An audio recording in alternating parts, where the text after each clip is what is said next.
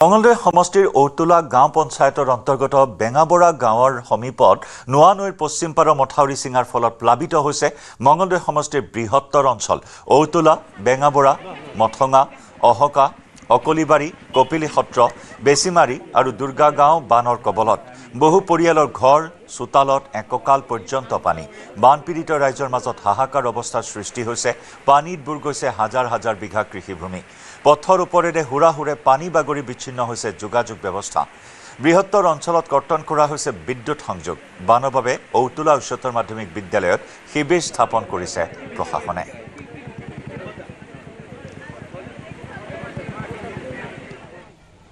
মঙলদৈ নোৱা নৈৰ বাঢ়নি পানীয়ে বৰ ঔতলাৰ যি মথাউৰি ছিঙাৰ পিছত ঔতলা পঞ্চায়তৰ বৃহত্তৰ অঞ্চল বানত প্লাবিত হৈ পৰিছে।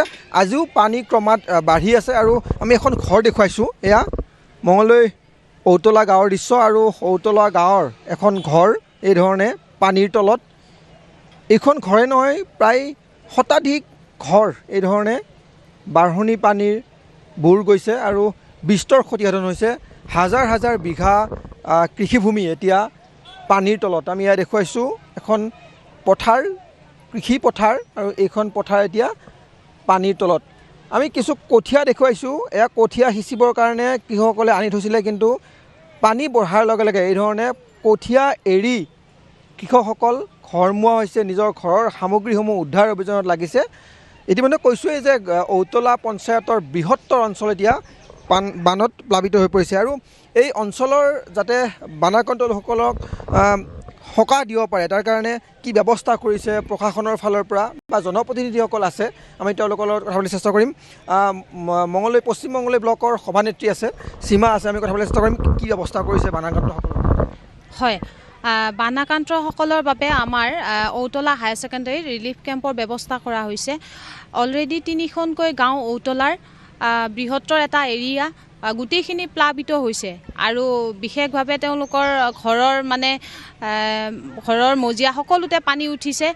তেওঁলোকক আমি ইতিমধ্যে এই ঔতলা হায়াৰ ছেকেণ্ডেৰীলৈকে লৈ যোৱা হৈছে আৰু যদি এনেকুৱাভাৱে আমাৰ পানীটো বাঢ়ি থাকে তেতিয়াহ'লে 25খন গাঁও আৰু প্লাবিত হ'ব, এনেকৈ যদি হৈ থাকে ৰাতিলৈকে। নিশ্চয়কৈ যদি পানী বাঢ়ি থাকে ক্ৰমান্বয়ে কিন্তু এই যি বাঢ়নি পানী চিপাঝাৰ সমষ্টিলৈ পাবগৈ। আমি পুনৰ দেখুৱাইছোঁ ঘৰখন আৰু এইখন এটা উদাহৰণহে। স্থানীয় আৰু লোক আছে, কথা পাতিবলৈ চেষ্টা কৰিম। প্ৰায় 25খন গাঁও এতিয়া প্লাবিত হ'বৰ কাৰণে হ'ব গৈ আছে, যি ধৰণে পানী বাঢ়ি আছে।